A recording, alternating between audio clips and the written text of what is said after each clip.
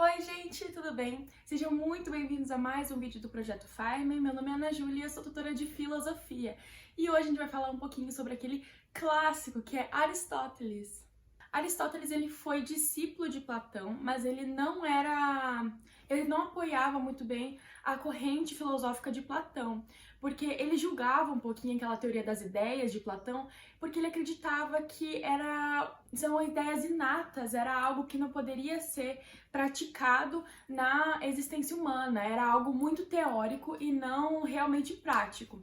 Então ele falava um pouco mal, né? Ele julgava e ele procurava desenvolver um pouco mais aquelas ideias de Platão, já que ele era discípulo dele.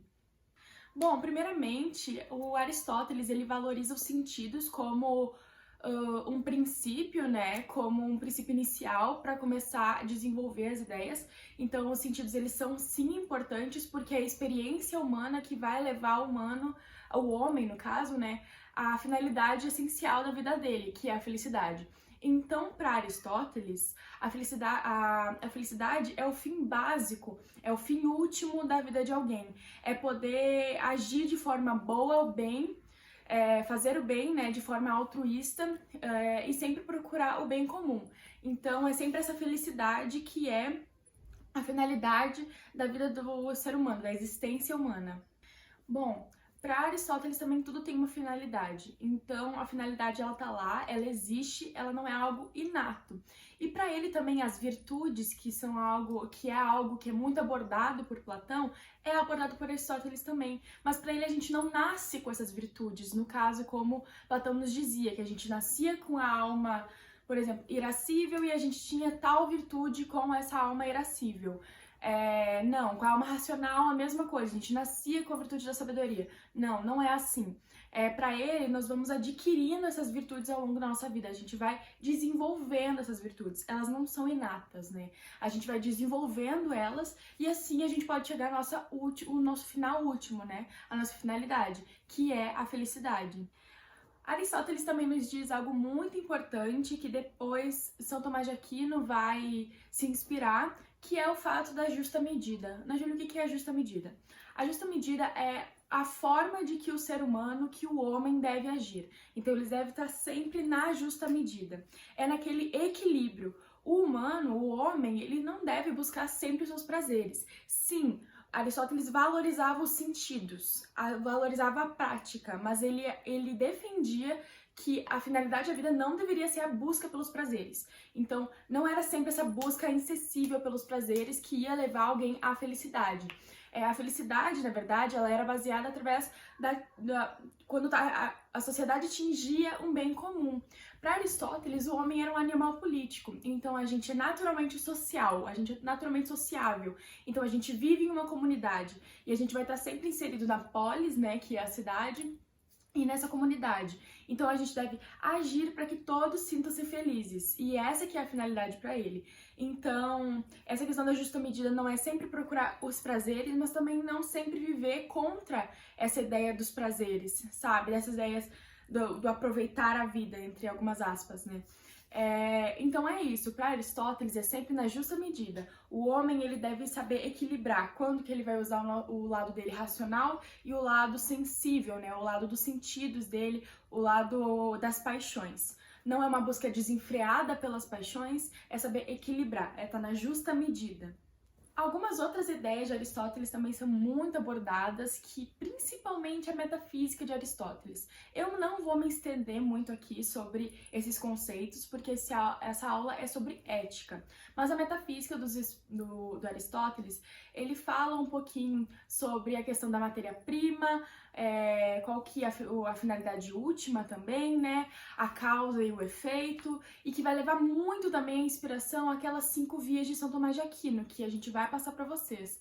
Então, aquelas 5 vias de ter uma causa, uma finalidade, como o São Tomás de Aquino ele provou a existência de Deus, em fato de razão, Aristóteles traz essas 5 vias e é com ele que a gente vai aprendendo sobre como também formular uma base retórica, uma base teórica firme. Então essa metafísica é muito importante. E toda essa ética de Aristóteles também é muito trazida para o direito, né? Então é bem legal. Bom, a matéria e forma é basicamente, Aristóteles fala basicamente que todos os humanos, né, todos os seres, eles são constituídos de dois elementos, que é a matéria e a forma. A matéria é o princípio indeterminado do ser e a forma é o princípio determinado do ser. Então, uma substância é sempre constituído de uma matéria e de uma forma. A forma é o princípio determinado. Então, isso aqui eu posso tocar. É isso, né? Já a matéria é aquela forma de essência. É como se fosse, eu tenho a minha alma, né? Porque ele não defendia muito essa ideia das almas, mas eu tenho a minha alma e essa é a minha matéria. E a minha forma é o meu corpo. Então, eu sou um ser, eu sou uma substância porque eu sou constituída de matéria e de forma. Outro conceito muito importante para Aristóteles é a teoria do ato e potência. Eu vou falar um pouquinho da definição exata para vocês de ato e potência para não ficar algo muito confuso.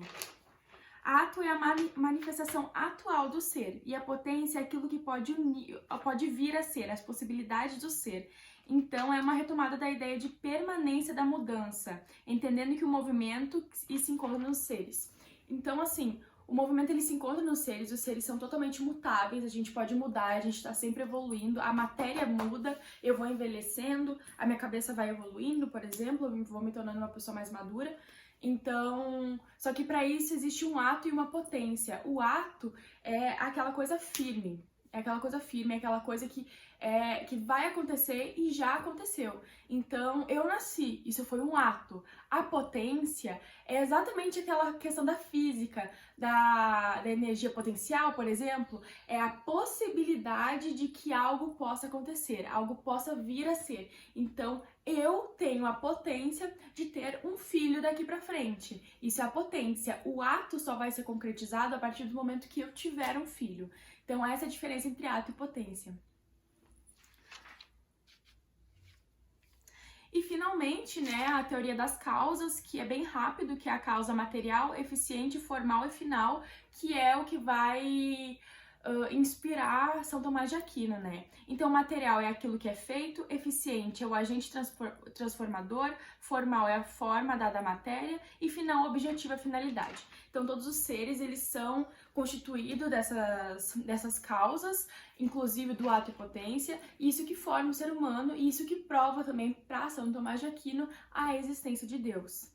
Enfim, gente, esse foi o vídeo. Muito obrigada por terem assistido. Curtam, comentem, compartilhem e procurem saber mais um pouquinho sobre a ética aristotélica, que é muito importante e é tão baseada no nosso direito atual, na nossa legislação e todas essas coisas. Enfim, se inscrevam aqui no canal, ativem o sininho e é isso. Muito obrigada!